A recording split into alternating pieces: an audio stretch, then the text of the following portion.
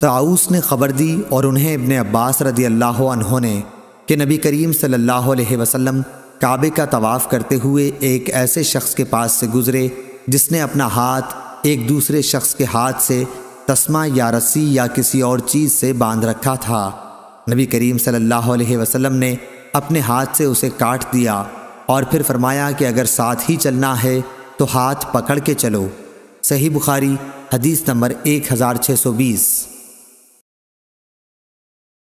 حمید بن عبد الرحمن نے بیان کیا اور انہیں ابو ہریرہ رضی اللہ عنہ نے خبر دی کہ ابو بکر صدیق رضی اللہ تعالی عنہ نے اس حج کے موقع پر جس کا امیر رسول اللہ صلی اللہ علیہ وسلم نے انہیں بنایا تھا، انہیں 10ویں تاریخ کو ایک مجمع کے سامنے یہ اعلان کرنے کے لیے بھیجا تھا کہ اس سال کے بعد کوئی مشرک حج بیت اللہ نہیں کر سکتا اور نہ کوئی ننگا رہ کر طواف کر سکتا ہے۔ صحیح بخاری حدیث نمبر 1622۔ سفیان بن عینہ نے بیان کیا، ان سے عمرو نے بیان کیا، انہوں نے کہا کہ ہم نے عبداللہ بن عمر رضی اللہ عنہ سے پوچھا کہ کیا کوئی عمرے میں صفا مروہ کی سعی سے پہلے اپنی بیوی سے ہم بستر ہو سکتا ہے؟ انہوں نے کہا کہ رسول اللہ صلی اللہ علیہ وسلم تشریف لائے اور کعبے کا طواف 7 چکروں سے پورا کیا، پھر مقام ابراہیم کے پیچھے 2 رکعت نماز پڑھی اور صفا مروہ کی سعی کی۔ پھر عبداللہ بن عمر رضی اللہ عنہ نے فرمایا کہ تمہارے لیے رسول اللہ صلی اللہ علیہ وسلم کے طریقے میں بہترین نمونہ ہے۔ صحیح بخاری حدیث نمبر 1623۔ خالد طحان نے خالد حذا سے بیان کیا، ان سے اکرمہ نے، ان سے ابن عباس رضی اللہ عنہ نے کہ رسول اللہ صلی اللہ علیہ وسلم پانی پلانے کی جگہ زمزم کے پاس تشریف لائے اور پانی مانگا حج کے موقع پر۔ عباس رضی اللہ عنہ نے کہا کہ فضل اپنی ماں کے یہاں جا اور ان کے یہاں سے کھجور کا شربت لا، لیکن رسول اللہ صلی اللہ علیہ وسلم نے فرمایا کہ مجھے یہی پانی پلاؤ۔ عباس رضی اللہ عنہ نے عرض کیا، یا رسول اللہ صلی اللہ علیہ وسلم، ہر شخص اپنا ہاتھ اس میں ڈال دیتا ہے، اس کے باوجود رسول اللہ صلی اللہ علیہ وسلم یہی کہتے رہے کہ مجھے یہی پانی پلاؤ۔ چنانچہ آپ نے پانی پیا، پھر زمزم کے قریب آئے، لوگ کنویں سے پانی کھینچ رہے تھے اور کام کر رہے تھے۔ آپ نے انہیں دیکھ کر فرمایا، کام کرتے جاؤ کہ ایک اچھے کام پر لگے ہوئے ہو۔ پھر فرمایا، اگر یہ خیال نہ ہوتا کہ آئندہ لوگ تمہیں پریشان کر دیں گے تو میں بھی اترتا اور رسی اپنے اس پر رکھ لیتا۔ مراد آپ کی شانے سے تھی، آپ نے اس کی طرف اشارہ کر کے کہا تھا۔ صحیح بخاری حدیث نمبر 1635۔ یونس نے خبر دی، انہیں ظاہری نے، انہوں نے کہا کہ ہم سے انس بن مالک رضی اللہ عنہ نے بیان کیا کہ ابو ذر رضی اللہ عنہ نے بیان کیا کہ رسول اللہ صلی اللہ علیہ وسلم نے فرمایا، جب میں مکے میں تھا تو میری گھر کی چھت کھلی اور جبرائیل علیہ السلام نازل ہوئے، انہوں نے میرا سینہ چاک کیا اور اسے زمزم کے پانی سے دھویا۔ اس کے بعد ایک سونے کا تشت لائے جو حکمت اور ایمان سے بھرا ہوا تھا، اسے انہوں نے میرے سینے میں ڈال دیا اور پھر سینہ بند کر دیا۔ اب وہ مجھے ہاتھ سے پکڑ کر آسمان دنیا کی طرف لے چلے۔ آسمان دنیا کے دارغہ سے جبریل علیہ السلام نے کہا، دروازہ کھولو۔ انہوں نے دریافت کیا، کون صاحب ہیں؟ کہا، جبریل علیہ السلام۔ صحیح بخاری حدیث نمبر 1636۔ مروان بن معاویہ فزاری نے خبر دی، انہیں عاصم نے اور انہیں شعبی نے کہ حضرت عبداللہ بن عباس رضی اللہ عنہ نے ان سے بیان کیا، کہا کہ میں نے رسول اللہ صلی اللہ علیہ وسلم کو زمزم کا پانی پلایا تھا، آپ نے پانی کھڑے ہو کر پیا تھا۔ عاصم نے بیان کیا کہ اکرمہ نے قسم کھا کر کہا کہ آن حضرت صلی اللہ علیہ وسلم اس دن اونٹ پر سوار تھے۔ صحیح بخاری حدیث نمبر 1637۔ امام مالک نے ابن شہاب سے خبر دی، انہیں عروہ نے اور ان سے عائشہ رضی اللہ تعالی عنہا نے کہا کہ حجۃ الوداع میں ہم رسول اللہ صلی اللہ علیہ وسلم کے ساتھ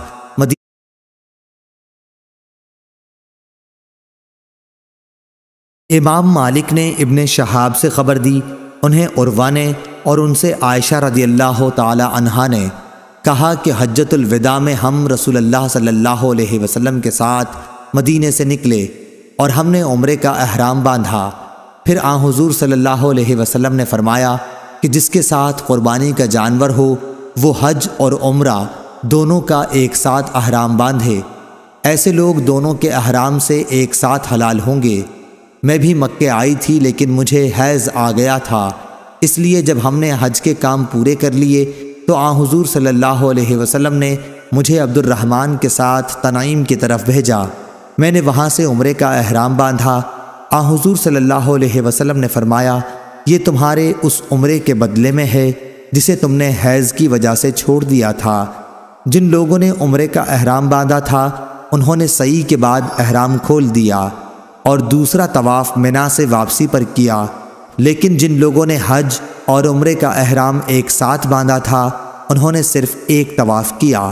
صحیح بخاری حدیث نمبر 1638۔ لیث بن سعد نے نافع سے بیان کیا کہ جس سال حجاج عبداللہ بن زبیر رضی اللہ عنہ کے مقابلے میں لڑنے آیا تھا، عبداللہ بن عمر رضی اللہ عنہ نے جب اس سال حج کا ارادہ کیا تو آپ سے کہا گیا کہ مسلمانوں میں باہم جنگ ہونے والی ہے اور یہ بھی خطرہ ہے کہ آپ کو حج سے روک دیا جائے۔ آپ نے فرمایا تمہارے لیے رسول اللہ صلی اللہ علیہ وسلم کی زندگی بہترین نمونہ ہے، ایسے وقت میں بھی وہی کام کروں گا جو رسول اللہ صلی اللہ علیہ وسلم نے کیا تھا۔ تمہیں گواہ بناتا ہوں کہ میں نے اپنے اوپر عمرہ واجب کر لیا ہے۔ پھر آپ چلے اور جب بیدہ کے میدان میں پہنچے تو آپ نے فرمایا کہ حج اور عمرہ تو ایک ہی طرح کے ہیں، میں تمہیں گواہ بناتا ہوں کہ میں نے اپنے عمرے کے ساتھ حج بھی واجب کر لیا ہے۔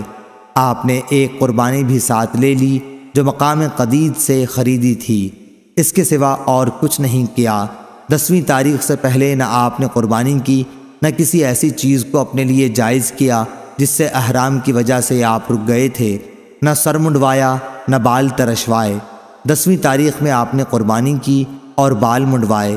آپ کا یہی خیال تھا کہ آپ نے ایک طواف سے حج اور عمرہ دونوں کا طواف ادا کر لیا ہے۔ عبداللہ بن عمر رضی اللہ عنہ نے فرمایا کہ رسول اللہ صلی اللہ علیہ وسلم نے بھی اسی طرح کیا تھا۔ صحیح بخاری حدیث نمبر 1640۔ لیث بن سعد نے نافع سے بیان کیا کہ جس سال حجاج عبداللہ بن زبیر رضی اللہ عنہ کے مقابلے میں لڑنے آیا تھا، عبداللہ بن عمر رضی اللہ عنہ نے جب اس سال حج کا ارادہ کیا تو آپ سے کہا گیا کہ مسلمانوں میں باہم جنگ ہونے والی ہے اور یہ بھی خطرہ ہے کہ آپ کو حج سے روک دیا جائے۔ آپ نے فرمایا تمہارے لیے رسول اللہ صلی اللہ علیہ وسلم کی زندگی بہترین نمونہ ہے، ایسے وقت میں بھی وہی کام کروں گا جو رسول اللہ صلی اللہ علیہ وسلم نے کیا تھا۔ تمہیں گواہ بناتا ہوں کہ میں نے اپنے اوپر عمرہ واجب کر لیا ہے۔ پھر آپ چلے اور جب بیدہ کے میدان میں پہنچے تو آپ نے فرمایا کہ حج اور عمرہ تو ایک ہی طرح کے ہیں، میں تمہیں گواہ بناتا ہوں کہ میں نے اپنے عمرے کے ساتھ حج بھی واجب کر لیا ہے۔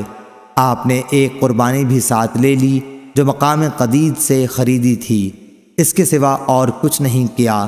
10ویں تاریخ سے پہلے نہ آپ نے قربانی کی نہ کسی ایسی چیز کو اپنے لیے جائز کیا جس سے احرام کی وجہ سے آپ رک گئے تھے، نہ سر منڈوایا نہ بال ترشوائے۔ 10ویں تاریخ میں آپ نے قربانی کی اور بال منڈوائے۔ آپ کا یہی خیال تھا کہ آپ نے ایک طواف سے حج اور عمرہ دونوں کا طواف ادا کر لیا ہے۔ عبداللہ بن عمر رضی اللہ عنہ نے فرمایا کہ رسول اللہ صلی اللہ علیہ وسلم نے بھی اسی طرح کیا تھا۔ صحیح بخاری حدیث نمبر 1640۔ عمرو بن حارث نے خبر دی، انہیں محمد بن عبد الرحمن بن نوفل قرشی نے، انہوں نے عروہ بن زبیر سے پوچھا تھا۔ عروہ نے کہا کہ نبی کریم صلی اللہ علیہ وسلم نے جیسا کہ معلوم ہے حج کیا تھا۔ مجھے ام المومنین حضرت عائشہ صدیقہ رضی اللہ عنہا نے اس کے متعلق خبر دی کہ جب آپ مکہ معظمہ آئے تو سب سے پہلا کام یہ کیا کہ آپ نے وضو کیا، پھر کعبے کا طواف کیا۔ یہ آپ کا عمرہ نہیں تھا۔ اس کے بعد ابو بکر رضی اللہ عنہ نے حج کیا اور آپ نے بھی سب سے پہلے کعبے کا طواف کیا، جبکہ یہ آپ کا بھی عمرہ نہیں تھا۔ عمر رضی اللہ عنہ نے بھی اسی طرح کیا۔ پھر عثمان رضی اللہ عنہ نے حج کیا۔ میں نے دیکھا کہ سب سے پہلے آپ نے بھی کعبے کا طواف کیا، آپ کا بھی یہ عمرہ نہیں تھا۔ پھر معاویہ اور عبداللہ بن عمر رضی اللہ عنہ کا زمانہ آیا، پھر میں نے اپنے والد زبیر بن عوام رضی اللہ عنہ کے ساتھ بھی حج کیا۔ یہ سارے اکابر پہلے کعبے ہی کے طواف سے شروع کرتے تھے، جبکہ یہ عمرہ نہیں ہوتا تھا۔ اس کے بعد مہاجرین و انصار کو بھی میں نے دیکھا کہ وہ بھی اسی طرح کرتے رہے اور ان کا بھی یہ عمرہ نہیں ہوتا تھا۔ آخری ذات جسے میں نے اس طرح کرتے دیکھا وہ حضرت عبداللہ بن عمر رضی اللہ عنہ کی تھی۔ وہ حضرت عبداللہ بن عمر رضی اللہ عنہ کی تھی، انہوں نے بھی عمرہ نہیں کیا۔ ابن عمر رضی اللہ عنہ بھی موجود ہیں، لیکن ان سے لوگ اس کے متعلق پوچھتے نہیں۔ اسی طرح جو حضرات گزر گئے ان کا بھی مکے میں داخل ہوتے ہی سب سے پہلا قدم طواف کے لیے اٹھتا تھا، پھر یہ بھی احرام نہیں کھولتے تھے۔ میں نے اپنی والدہ اسماء بنت ابی بکر رضی اللہ عنہا اور خالہ عائشہ صدیقہ رضی اللہ عنہا کو بھی دیکھا کہ جب وہ آتیں تو سب سے پہلے طواف کرتیں اور یہ اس کے بعد احرام نہیں کھولتی تھیں۔ صحیح بخاری حدیث نمبر 1641۔ سفیان بن عیینہ نے عمرو بن دینار سے بیان کیا کہ ہم نے ابن عمر رضی اللہ عنہ سے ایک ایسے شخص کے متعلق پوچھا جو عمرے میں بیت اللہ کا طواف تو کر لے لیکن صفا اور مروہ کی سعی نہیں کرتا، کیا وہ اپنی بیوی سے صحبت کر سکتا ہے؟ انہوں نے جواب دیا، نبی کریم صلی اللہ علیہ وسلم مکہ تشریف لائے تو آپ نے بیت اللہ کا 7 چکروں کے ساتھ طواف کیا اور مقام ابراہیم کے پیچھے 2 رکعت نماز پڑھی، پھر صفا اور مروہ کی 7 مرتبہ سعی کی، اور تمہارے لیے رسول اللہ صلی اللہ علیہ وسلم کی زندگی بہترین نمونہ ہے۔ صحیح بخاری حدیث نمبر 1645۔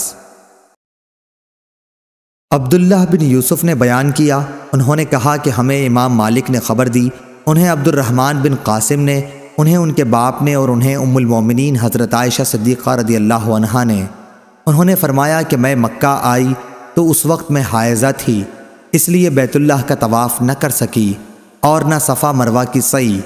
انہوں نے بیان کیا کہ میں نے اس کی شکایت رسول اللہ صلی اللہ علیہ وسلم سے کی تو آپ نے فرمایا کہ جس طرح دوسرے حاجی کرتے ہیں تم بھی اسی طرح ارکان حج ادا کر لو، ہاں بیت اللہ کا طواف پاک ہونے سے پہلے نہ کرنا۔ صحیح بخاری حدیث نمبر 1650۔